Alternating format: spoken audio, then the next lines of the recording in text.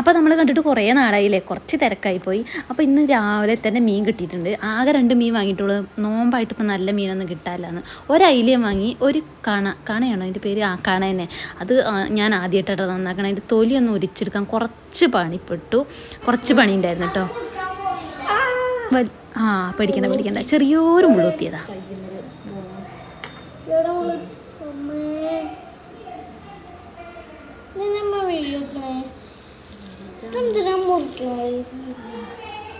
ആ കത്തിട്ട് മുറിച്ചാൽ മതിയില്ലേ? കത്തിക്കൊണ്ട് മുറിച്ചാൽ മതിയില്ലേ? അമ്മയുടെ കയ്യിലെ മുറിയും വന്നു. ചായക്ക് നൂൽപുട്ടും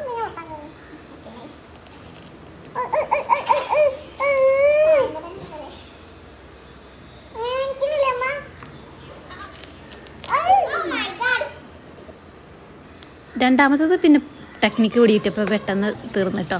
പിന്നൊക്കെ വളരെ പെട്ടെന്നായിരുന്നു, വളരെ സ്പീഡിലായിരുന്നു കേട്ടോ. കഴുകി ചെറിയ പീസാക്കിട്ടോ. പക്ഷെ കഴിക്കാൻ നല്ല ടേസ്റ്റ് ഉണ്ടായിരുന്നു. ഞാൻ ആദ്യമായിട്ടാണ് കഴിക്കുന്നത്. ഇനിയിപ്പോൾ മക്കളാരും കഴിക്കില്ലെങ്കിലോ വിചാരിച്ചിട്ടാണ് ഒരു മീൻ വാങ്ങിയത് കേട്ടോ. പക്ഷെ നല്ല ടേസ്റ്റ് ഉണ്ടായിരുന്നു. ഇന്ന് ഞാൻ ചെറിയ ഉള്ളി വെളുത്തുള്ളി ഒന്നും അരച്ചില്ല.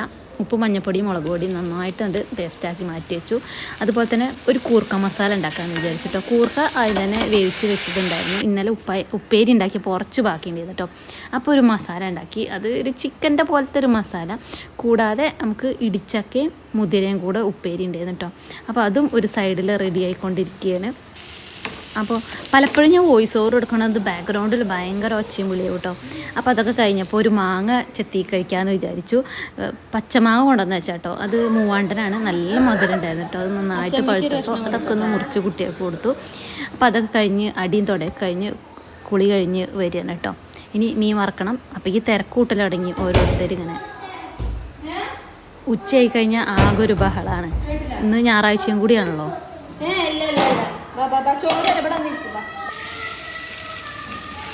അപ്പോൾ ഉച്ച കഴിക്കാനാവുമ്പോൾ എപ്പോഴുള്ളൊരു സ്വഭാവമാണ് ബേക്കറി ഡപ്പ തപ്പൽ കേട്ടോ.